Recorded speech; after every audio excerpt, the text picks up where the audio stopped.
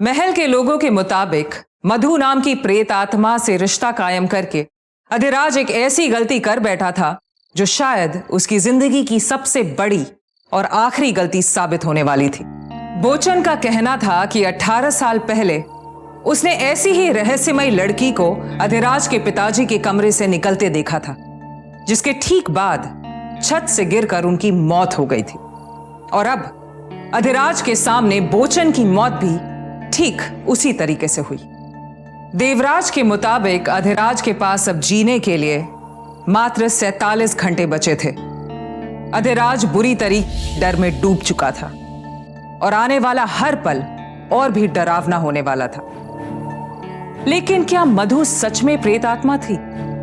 और क्या अधिराज के पिता की मौत के पीछे वो जिम्मेदार थी? अगर नहीं, तो उस खंडहर में उसका पोर्ट्रेट क्या कर रहा था जिस पर बरसों पुरानी धूल जमी हुई थी?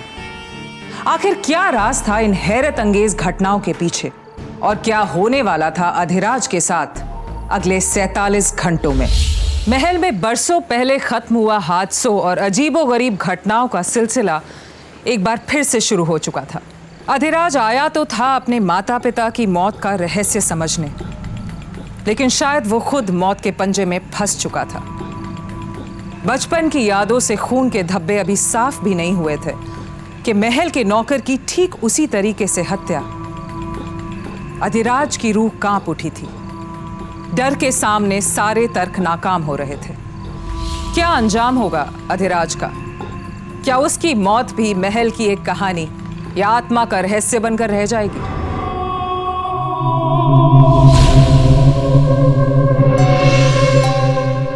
इस डायन के साथ अगर फिजिकल रिलेशंस बना लिए जाएं तो 48 घंटे में आदमी की मौत हो जाती है।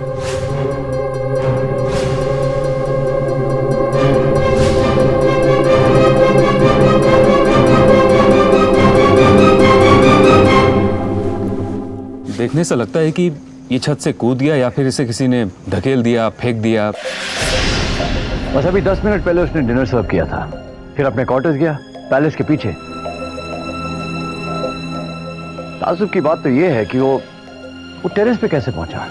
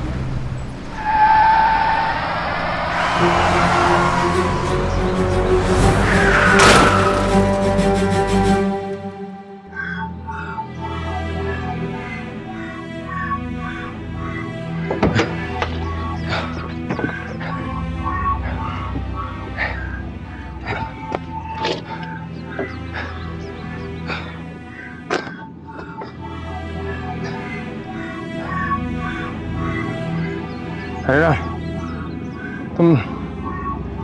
तुम गाड़ी लेके जल्दी यहाँ पहुंचो, गाड़ी खराब हो गई है। मैं हूँ जेबी पंथ मार्ग, जेबी पंथ मार्ग, जल्दी आओ।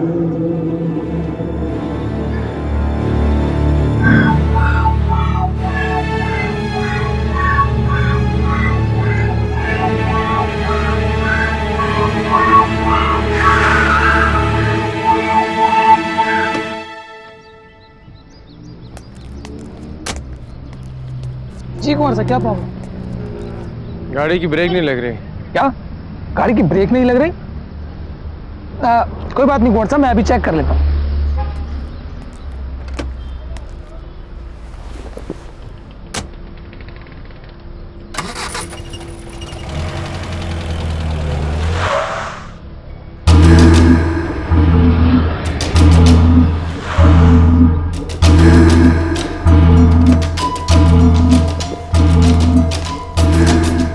ब्रेक तो बिल्कुल ठीक है कुंवर साहब।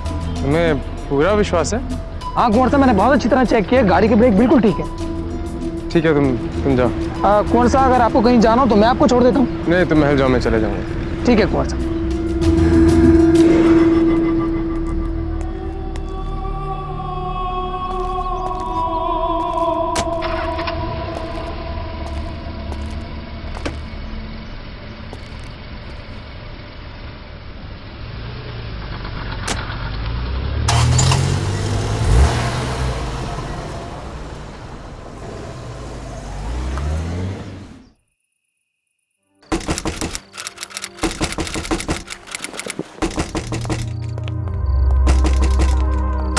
आदि, इतनी रात गए यार, क्या हो गया?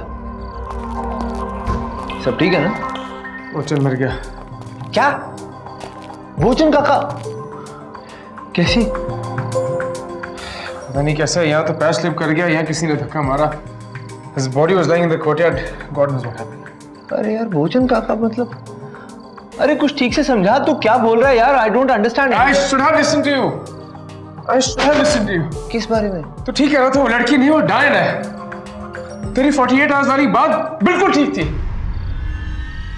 मैंने उसको छत पे देखा था, मधु को। Oh my God. उसके पीछे ऊपर गया and she was not there. She tried to kill me. उसने गमला लेके मेरे ऊपर फेंका। I don't know, somehow she missed me. Otherwise I would have died. I would have died. I don't know how I saved. I should have listened to you. I should have listened to you. It's all because of me. ये बोचन काका भी मेरी वजह से। अरे सब मेरी वजह से हुआ। तू please stop blaming yourself first of all. तू इधर आके बैठ इधर आके।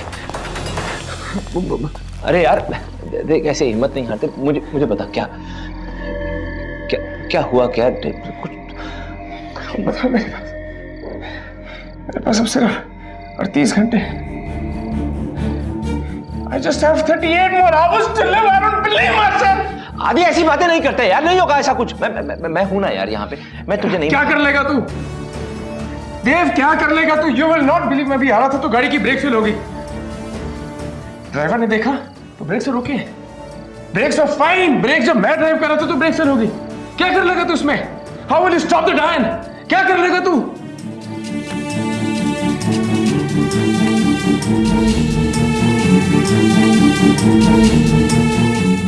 हाँ तू सो जा।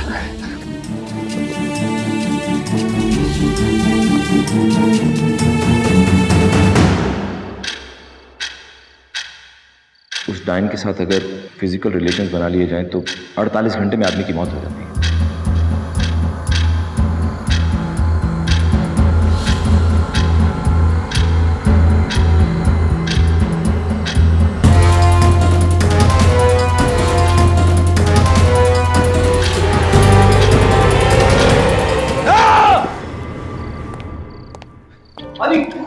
क्या हुआ?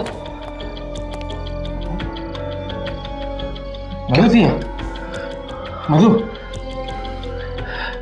तू एक काम कर, तू सो जा, मैं यहीं बैठता हूँ तेरे पास। मैं बैठता हूँ, सो जा। मधु थी यार यहाँ पे। अरे मधु कोई नहीं था यहाँ पे, सो जा।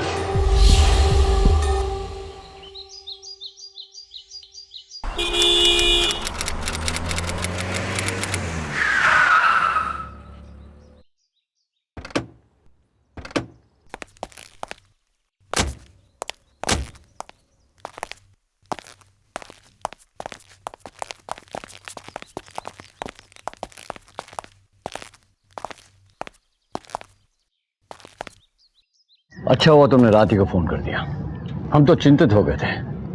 बिना बताए निकल गया। तुम ठीक तो हो ना? हरे राम जी हुकुम। साहब को उनके कमरे तक ले चलो।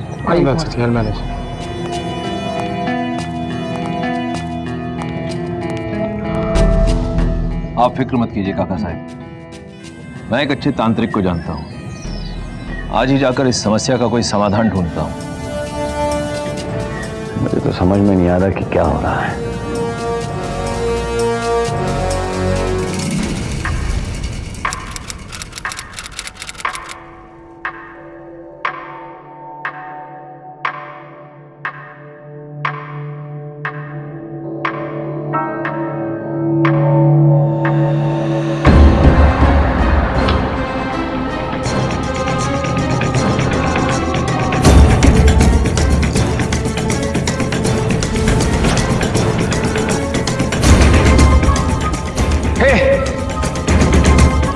अधिराज,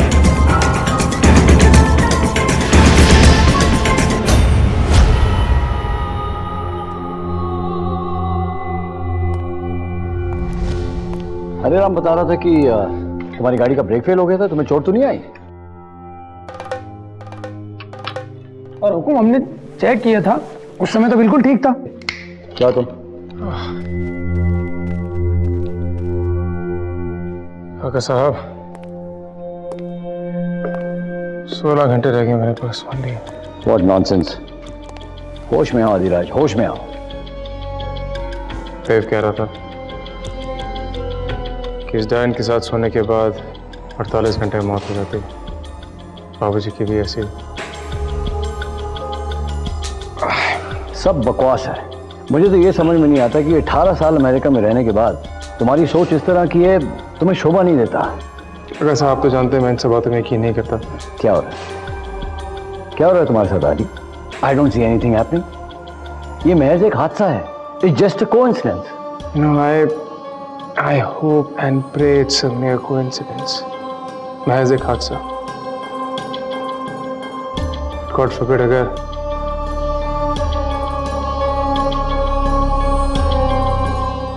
ऐसा नहीं हुआ तो सबसे पहले तो इस देव को इस महल में आने से रोकना होगा।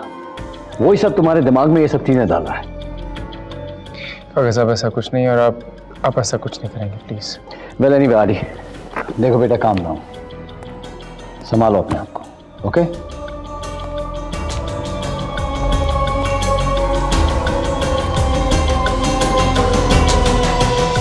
कुंवर अधिराज ने जिस दिन से अपनी रियासत में कदम रखा उसके साथ अजीबोगरीब घटनाएं हो रही थीं। महल के नौकर बोचन की हत्या के बाद इन जानलेवा घटनाओं का सिलसिला बढ़ता ही चला गया। इससे साफ जाहिर था कि अधिराज की जान को खतरा था। मौत से ज्यादा मौत का डर बड़ा होता है, और यही डर अधिराज को जीते जी मार रहा था।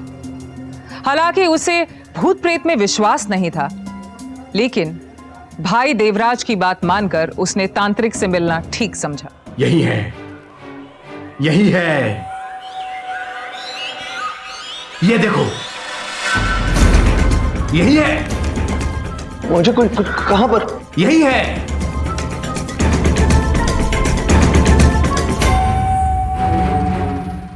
घूम रही है पूरे महल में साए की तरह। बहुत मुश्किल होगा, बहुत मुश्किल होगा इसको निकालना। यार क्या हो गया तुझे? क्या हो रहा है? क्या बोलूं हुकुम, वक्त कम है। चले बकवास बंद करो और इसको लेकर जाओ। देव, काका साहब प्लीज इनका अपमान मत कीजिए। ये तांत्रिक बाबा है, बहुत बड़े सिद्ध पुरुष। इन्हें मैं आदि की प्रॉब्लम के लिए लेकर आया हूँ। चलो निकलो यहाँ से। बाबा मैं इनकी तरफ से क्षमा मांगता हूँ, बुरा मत मानिए प्लीज। वक्त कम है, वक्त बहुत कम है, वक्त बहुत कम है।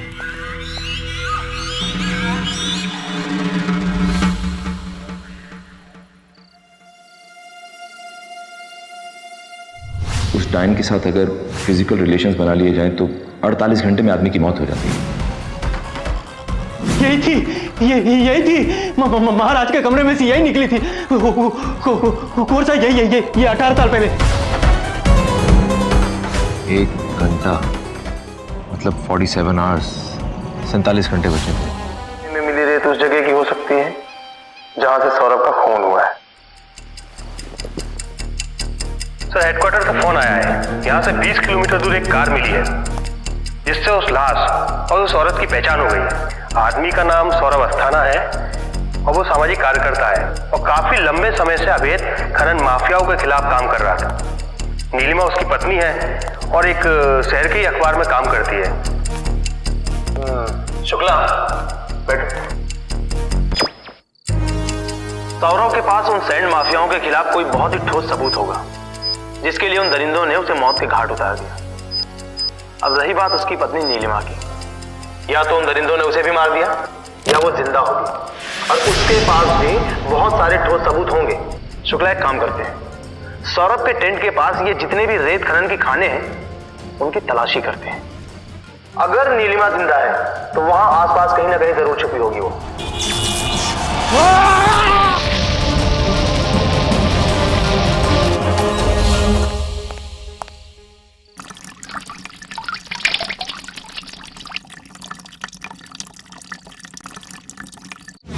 बहुत कम है।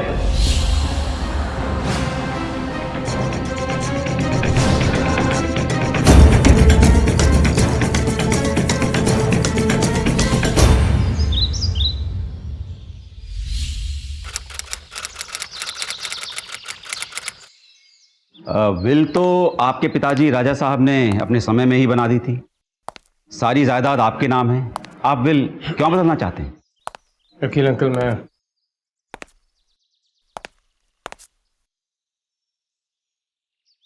मरने वाला हूं। क्या कहा? मरने वाला हूं? कैसे? क्यों? नहीं, तुम्हारी तबीयत ठीक नहीं है। मैं बहुत से अच्छे डॉक्टरों को जानता हूं। नहीं, डॉक्टर कुछ नहीं कर सकता।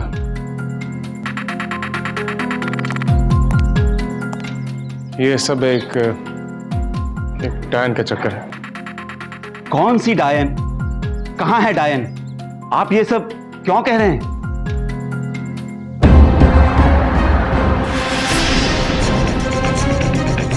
कुंवर साहब, आपको काका साहब किसी जरूरी काम से बुला रहे हैं। वकील अंकल, अब वसीयत बनाइए।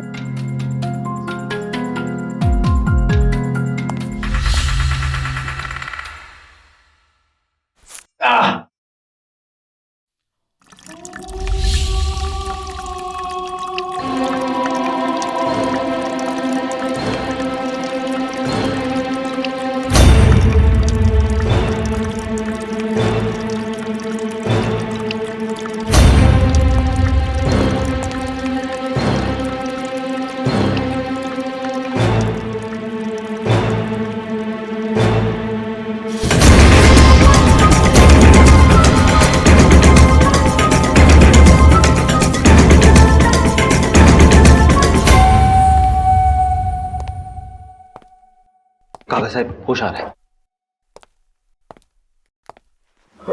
मुझे छोड़ेगी नहीं। वो डायन मुझे छोड़ेगी नहीं। वो डायन मुझे छोड़ेगी नहीं। मुझे मार आदि कुछ नहीं होगा यार, तुझे हम लोग हैं ना यहाँ पर, तुझे कुछ नहीं होने देंगे। देखो बेटा, मुझे लगता है कि तुम्हें अमेरिका वापस लौट जाना चाहिए। कितने खुश थे तुम वहां पे। मैं तुम्हारी टिकटें करा देता हूँ। काका साहब आप ठीक कह रहे हैं। आदि तू यार 4-5 महीने के लिए वापस चला जा। तू 4-5 महीने वहां रहेगा ना तो तेरा मन भी हल्का हो जाएगा। हाँ, यही ठीक रहेगा। काका साहब आप ऐसा ही कीजिए।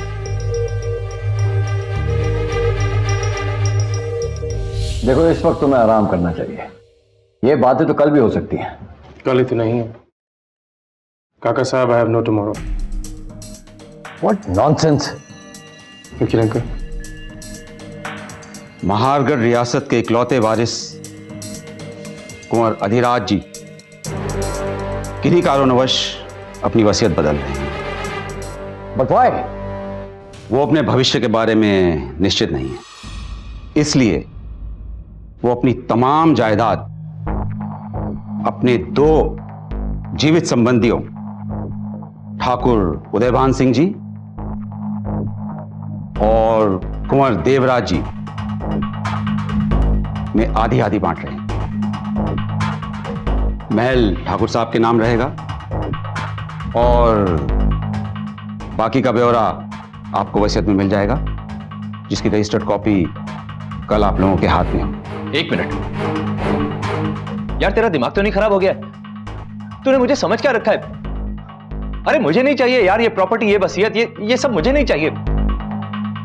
दिमाग खराब हो गया तुम सबका। What the hell is this?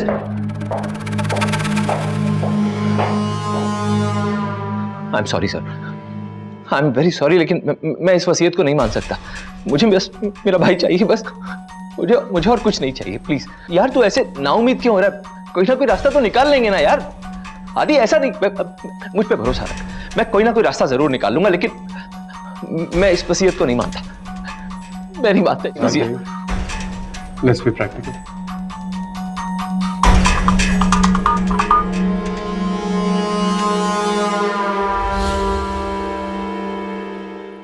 जब डर हद से ज्यादा बढ़ जाता है तो उसका असर खत्म हो जाता है। अधिराज ने भी अपने आप को इस डर के हाथों सौंप दिया था। उसने बिना वक्त गवाए अपनी वसीयत तैयार की और बराबर उसे अपने भाइयों में बांट दिया। अब अधिराज न डर में था न बेचैनी में। अब वो उदास था और पूरी तरह से नाउम्मीद।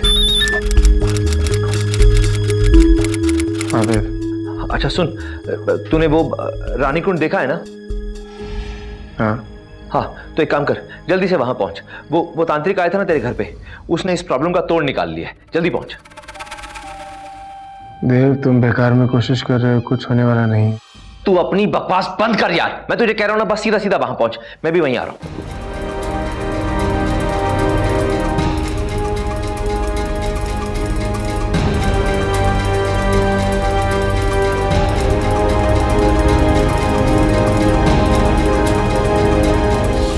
ओम क्लीं लिंग चामुंडाय स्वाहा।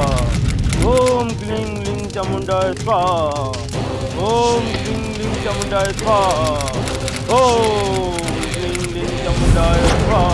ओम क्लीं लिंग चामुंडाय स्वाहा। ओम क्लीं लिंग चामुंडाय स्वाहा।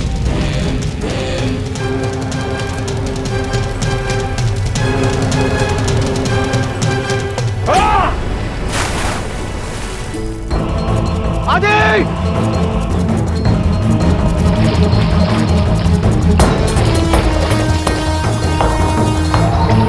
अरे कोई बचाओ मेरा भाई!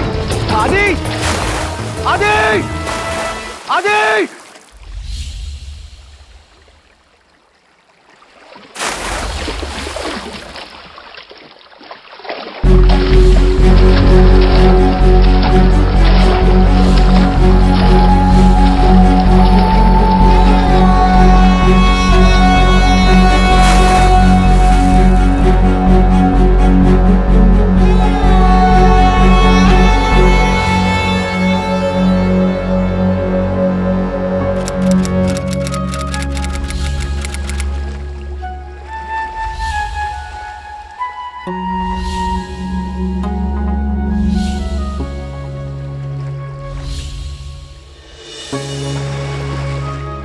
मगरमच्छ के खाने की वजह से अधिराज के शरीर की शिनाख्त भी नहीं हो पाई।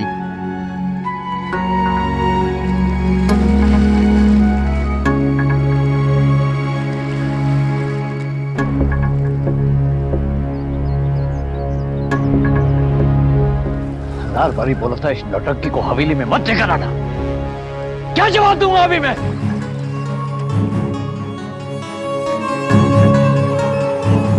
दूर हो जा मेरी नजरों से।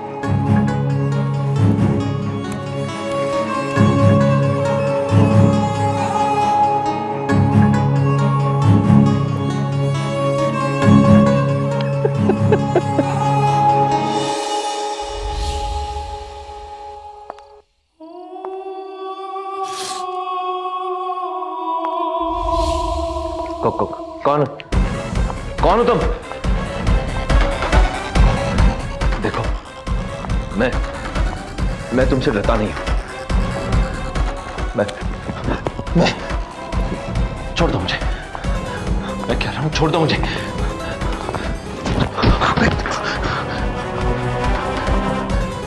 मैंने कहा ना, मैं नहीं डरता तुमसे। मैंने कहा ना मैं तुमसे नहीं डरता। मिस मधु। मधु नहीं, केत की दीवार।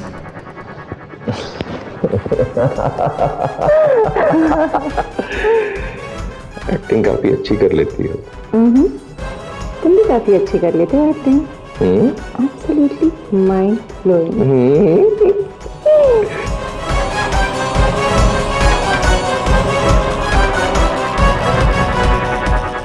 बहुत परेशान रहा करते थे कुंवर साहब, जब से आए हमेशा टेंशन। हाईवे पे किसी लड़की से उनकी दोस्ती हुई थी। वो लड़की कौन थी? मालूम नहीं साहब, हमेशा बात किया करते थे, कहते थे दिखती है, कमरे में आती है। उसे घर भी जाया करते थे वहां जंगल में। और एक दिन बूचर मर गया। साहब भोचन ने देखा था उस लड़की को। पर वो थी कौन? ये नहीं मालूम साहब। ठीक है, तुम जा सकते हो। Thank you sir. नमस्ते काका साहब।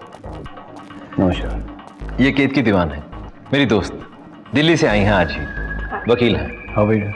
Hello inspector. हेलो। आप लोगों को क्या लगता है ये सब जो हो रहा है, इस तरह की घटनाएं हो रही हैं, इसमें किसका हाथ हो सकता है? ये लड़की जो भी है, ये या किसी पे शक है आपको? इंस्पेक्टर साहब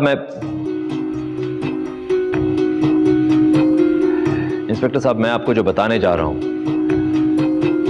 उस पे आप तो क्या कोई भी यकीन नहीं करेगा। सच तो यह है कि इस दुर्घटना के पीछे एक डायन का हाथ है। जी हाँ, एक डायन का। हरे राम उसी का जिक्र कर रहा था एंड अनफॉर्चुनेटली हमारा आदि उसी डायन के चंगुल में आ गया। देखिए, इनकी बातों से मुझे इत्तेफाक नहीं है। मुझे तो पूरा यकीन है कि इस घटना के पीछे किसी की साजिश है। कोई डायन नहीं बल्कि कोई इंसान इन्वॉल्व है। पापा मर गया ना, अधिराज मर गया। उसके माँ उसके बाप की तरह वो भी मर गया। और उसका माँ मरी, उसके बाप मरा और अब वो भी मर गया। और जानते नहीं ना किसने मारा? मैं जानता हूँ किसने मारा। डायन ने मारा उसे। डायन ने मारा और तुम्हें भी नहीं छोड़ेगी। बेटा बस बस बस, एक ये मेरा बेटा है, इसका मानसिक संतुलन ठीक नहीं है। एक्सक्यूज मी मार दे। आओ बेटा, बट इधर आ।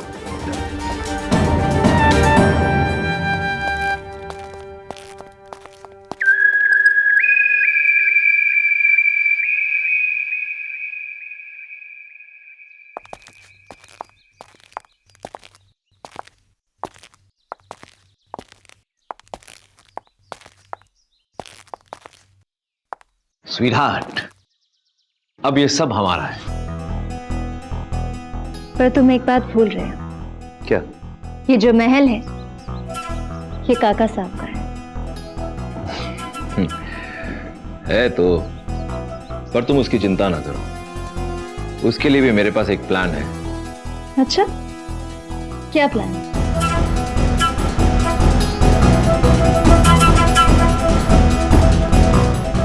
तुम एक बात भूल जाती हो कि मैं भी अधिराज का कजन हूं। दूर का ही सही, लेकिन भाई हूं उसका। उसी वंश का हूं। वही खून दौड़ता है मेरी रगों में। लेकिन ना तो मेरे पिताजी को कुछ मिला और ना मुझे कुछ मिलता अगर मैं भी शराफत से पेश आता तो। चाहता तो अधिराज को सामने से ही जान से मार देता, लेकिन उसमें खतरा था। मुझे जेल भी हो सकती थी। लेकिन अब सब सेट है। अधिराज खुद अपनी मौत मरा है और सबसे बढ़िया बात तो यह है कि मरने से पहले खुद अपने हाथों से वसीयत मेरे नाम करके गया है। अब बस उसी वसीयत की एक कॉपी बस मेरे हाथ में आने दो। उसके बाद काका साहब को भी देख लेंगे, फिर तुम, मैं और ये प्रॉपर्टी अपनी बेबी।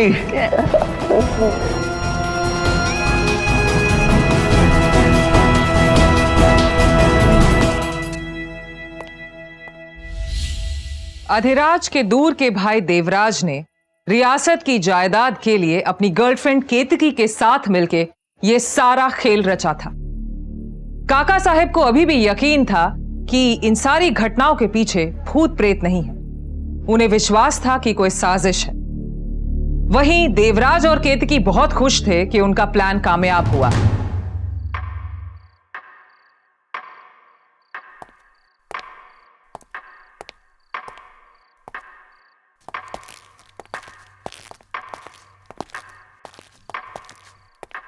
नमस्ते ठाकुर साहब, ये लीजिए वसीयत की कॉपी आपके लिए।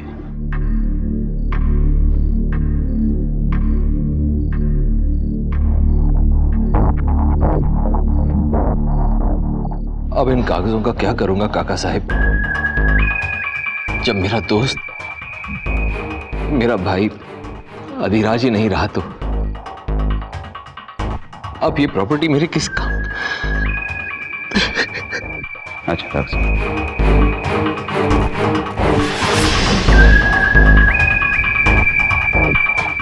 जयराम। काका साहब, मेरे पास इन प्रॉपर्टी के लिए एक बहुत ही जबरदस्त आइडिया है और सुपर प्लान। क्यों ना हम इस महल को एक होटल बना दें, एक 5 star hotel. Just think about it. आमदनी की आमदनी होती रहेगी और free maintenance. I have a friend who is a hotelier and he is very interested in this project. तो क्या कहते हैं? Not possible.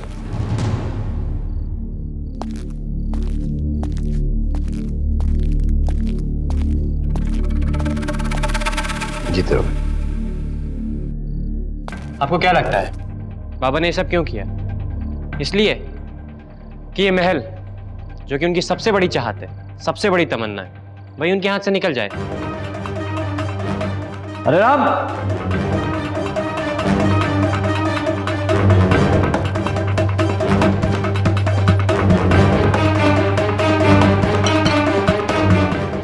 जाओ।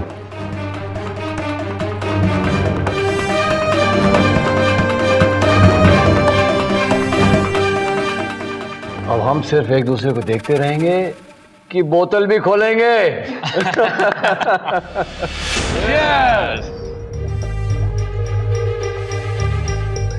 बहुत त्याग किया हमने इस हवेली को हासिल करने के लिए।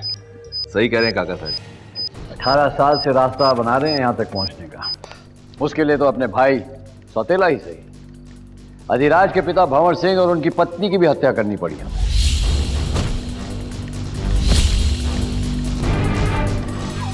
प्रदीप। जी बाबा।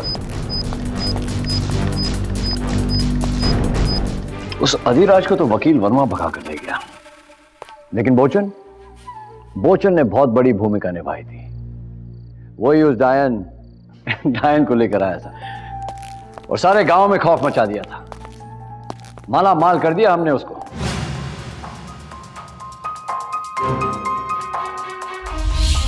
बोचन को तो हम अब भी माला माल करना चाहते थे। हमसे सौदा करने लगा, डराने लगा हमें। यही तो गलती कर दी उसने।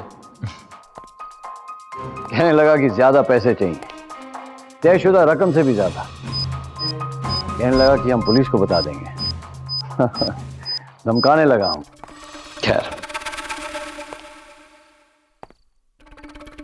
सबकी अपनी अपनी किस्मत, अपनी अपनी किस्मत। लेकिन इस हवेली की किस्मत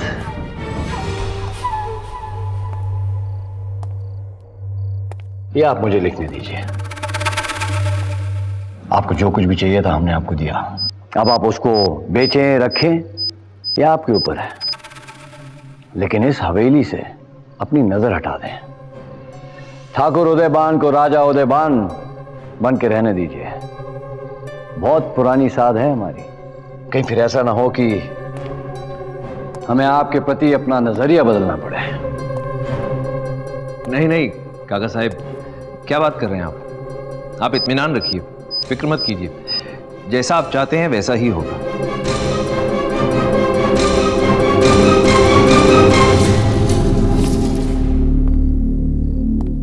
और तुमने बहुत अच्छा काम किया। जैसा तुम्हें कहा वैसा तुमने किया। Congratulations, well done. Thank you so much.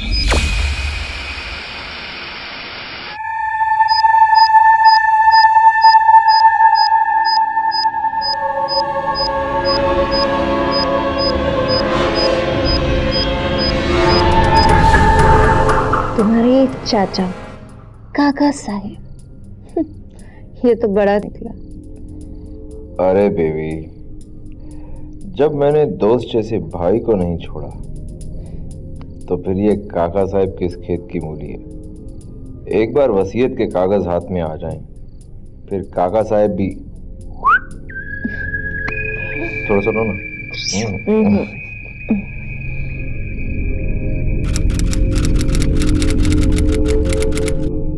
हमारी 100 एकड़ की जमीन है, उसे भी इवैल्यूएट कीजिएगा। सब हो जाएगा राजा साहब। नहीं होगा। इस जमीन का एक भी इंच, एक भी गाड़ी, यहां तक कि एक भी ईंट नहीं बेच सकते आप। क्या बकवास कर रहे हैं? काका साहब, क्या कहना क्या चाहते हैं आप? क्यों नहीं कर सकते हम ऐसा? जवाब इसमें है।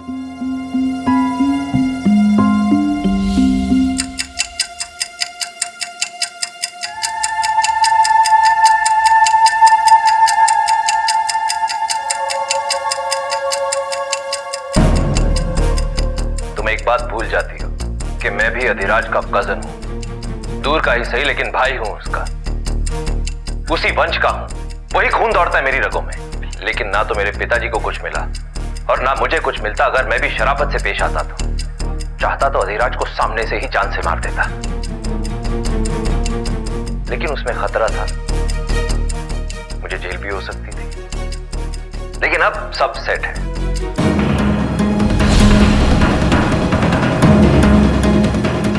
सारा साल से रास्ता बना रहा हूं, उसके लिए अपने भाई सौतेला ही सही अधिराज के पिता भंवर सिंह और उनकी पत्नी की भी हत्या करनी पड़ी। फॉर्चून का बहुत बड़ा योगदान था इसमें। डायन को वही लेकर आया था, माला माल कर दिया था हमने उसे, और अब भी माला माल कर दिए थे। हमसे सौदा करने लगा, डराने लगा हमें, कहने लगा कि ज्यादा पैसे चाहिए, तयशुदा रकम से भी ज्यादा।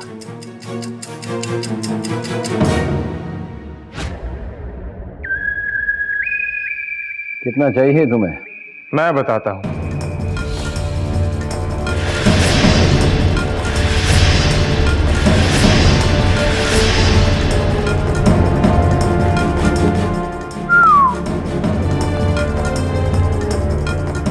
Correct moment. I like the shock look. I like it.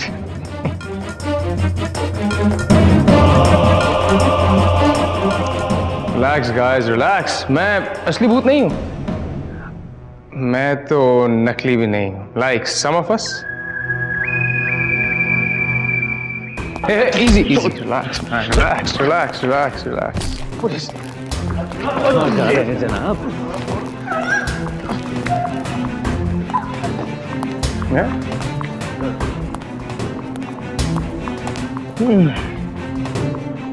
Planning अच्छी थी, पर क्या है कि थोड़ी सी मिस्टेक हो गई। Carelessness to be precise. क्यों भाई देव? मिस मधु, बहुत शौक है आप दोनों के टैटूज का। ऑफ कोर्स होना भी चाहिए, अच्छे लगते हैं। Like them too. पर एक साइड टैटू। आदि, तू यार 4-5 महीने के लिए वापस चला जा। तू 4-5 महीने वहां रहेगा ना तो तेरा मन भी हल्का हो जाएगा।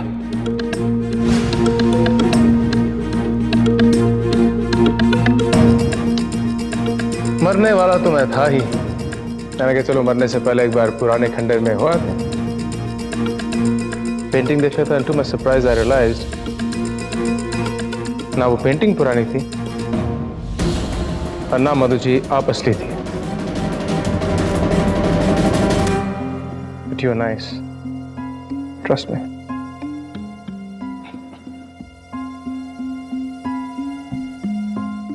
वकील अंकल, आपने बचपन में भी मेरी जान बचाई। You somehow sensed it जब माँ बाबूजी की मौत का षड्यंत्र किया गया था। Probably the reason behind their murder. और एक बार फिर जब वही पुरानी डायन की कहानी में इस बार मुझे डराया जा रहा था, you could sense something fishy. 2 + 2 4. मेरे मरने से किसको फायदा होगा? You guys know it, right? भाई देव, तांत्रिक की मदद से अपने छोटे भाई को मारना चाहते थे। How cruel. जब मुझे पता चला कि तुम मुझे झील के किनारे लेके जा रहे हो तो वकील अंकल ने एक प्रोफेशनल डाइवर को हायर किया। As you know, I don't know how to swim. तो जब तुम मुझे पानी में धकेलो तो डाइवर मुझे पानी से निकाल सके। So to cut it short, आप लोगों ने जो डेड बॉडी देखी थी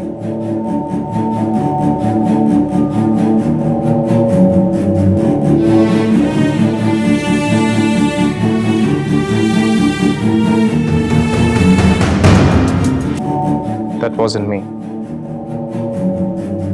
बहुत बड़ी गलती हो गई मुझसे। अच्छा होता अगर राजा रानी के साथ तुम्हें भी मार दिया होता। इस वकील की वजह से तुम बच गए और तुम्हें अमेरिका भेज दिया गया। इंस्पेक्टर, चलो।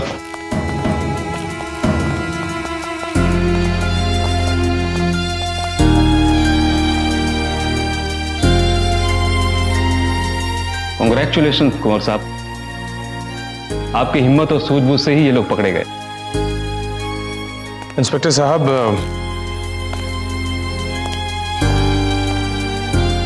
ये सब आपकी मदद के बिना पॉसिबल नहीं था। Thank you. You are welcome. वकील साहब, सारे फसाद की जड़ है ये दौलत, ये पैसा। एक काम कीजिए, एक नई विल बनाइए और ये सारी दौलत चैरिटी में दे दीजिए।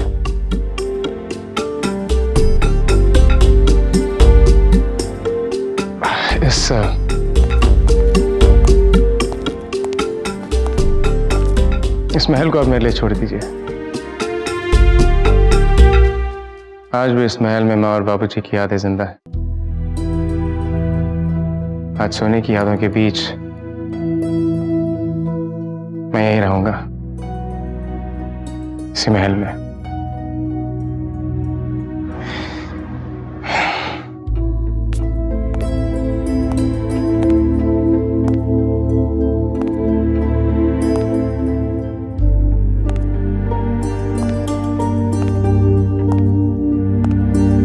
अपनी समझदारी, वफादार दोस्त वकील वर्मा और ईमानदार पुलिस की मदद से अधिराज ने इस पूरे खूनी खेल का पर्दाफाश कर दिया।